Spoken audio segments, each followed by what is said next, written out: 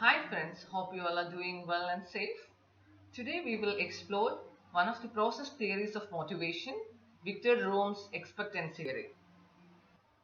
Victor Room is a professor in Yale School of Management, and one of the most valuable model of motivation is the expectancy theory. It's probably less well known, maybe it's in mathematical format. So, in his theory of motivation, Victor Room has ascertained that behavior is motivated by anticipated results or consequences. Rome proposed that a person decides to behave in a certain way based on the expected results of the chosen behavior. For example, people will be willing to work harder if they think the extra effort will be rewarded. So, in Rome's theory of expectancy, he mentioned that motivation is a product of expectancy, instrumentality, and valence. In essence, individuals make choices based on estimates of how well the expected results of a given behavior are going to match up with or eventually lead to the desired results. This process begins in childhood and continues throughout a person's life. Expectancy theory has three components. As we mentioned before, expectancy, instrumentality, and valence. So what's expectancy? Expectancy is the individual belief that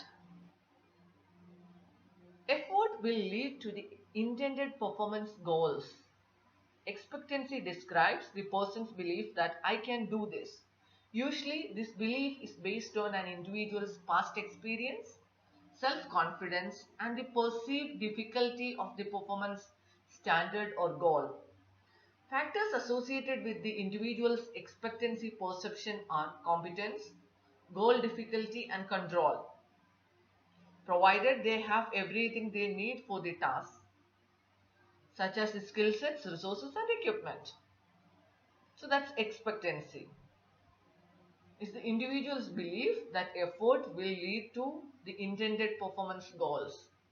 So let's look into next aspect. It's instrumentality. Instrumentality is also a belief that a person will receive a desired outcome if the performance expectation is met. Instrumentality reflects the person's belief that if I accomplish this, I will get that. The desired outcome may come in the form of a pay increase, promotion, recognition, or sense of accomplishment or achievement. Having clear policies in place, preferably spelled out in a contract, guarantees that the reward will be delivered in the A grade upon performance is met.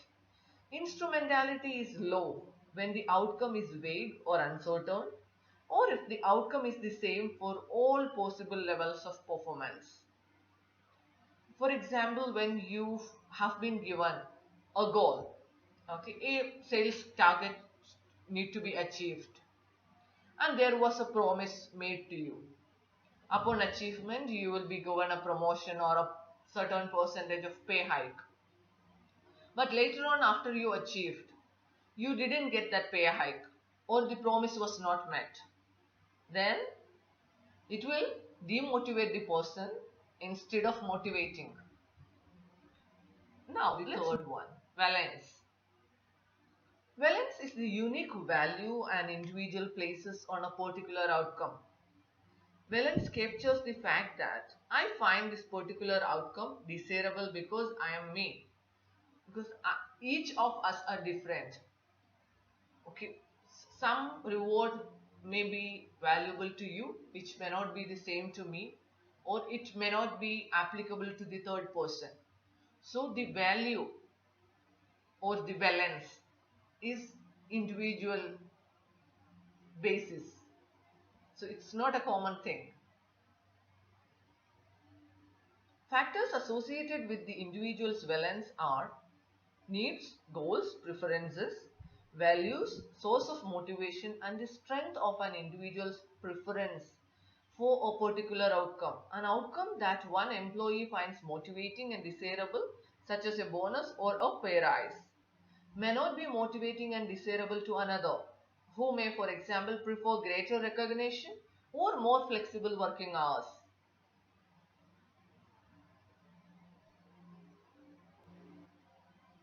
So, organization must aim to have a positive balance for rewards amongst majority of their employees. Yeah, for a bigger setup.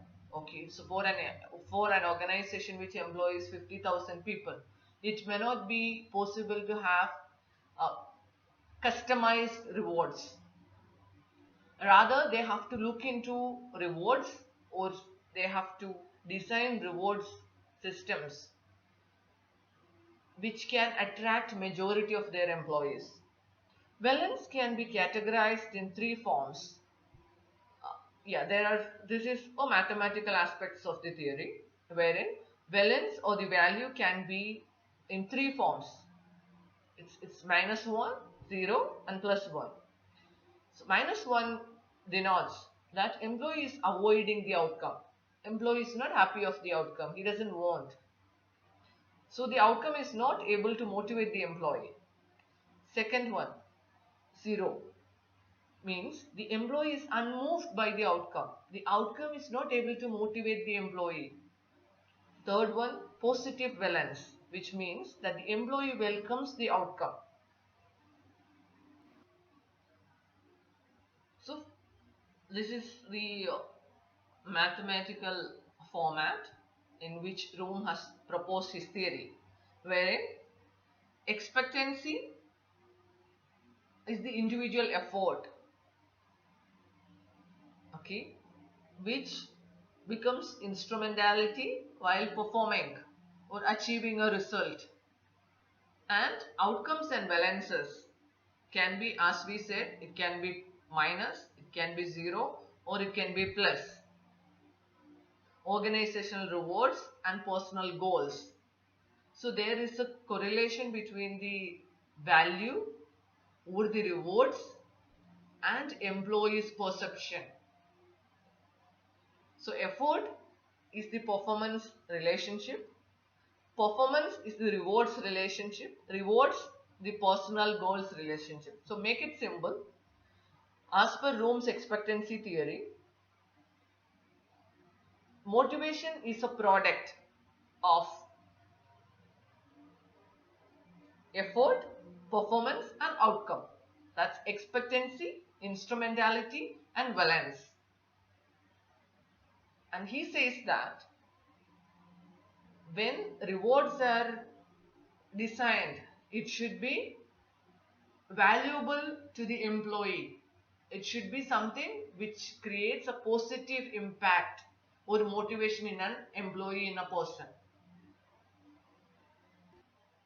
So expectancy theory, when properly followed, can help managers understand how individuals are motivated to choose among various behavioral alternatives.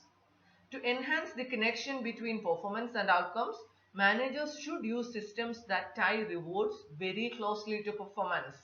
They can also use training to help employees improve their abilities and believe that added effort will in fact lead to better performance. Let's look into one practice question. According to Room's expectancy theory, managers can improve employee motivation if the options are: option 1, increasing instrumentality by investing in training and development. That means increasing the performance or result by investing in training and development. That's option 1. Option 2, increasing instrumentality by clearly defining successful performance and designing reward systems tied to this performance.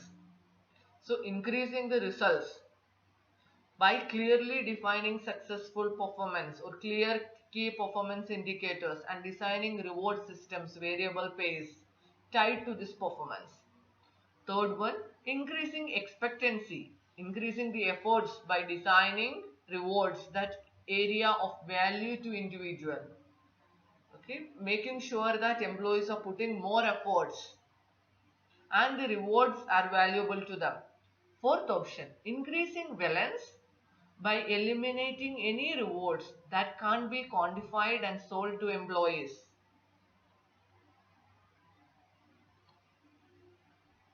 So these are the four options we have. So as we learned, we know that the aim is to or connect effort, result and reward to motivate the employee. So increasing valence, the value, by eliminating any rewards that can't be quantified and sold to employees. That's the answer. Thank you so much for watching. Bye bye.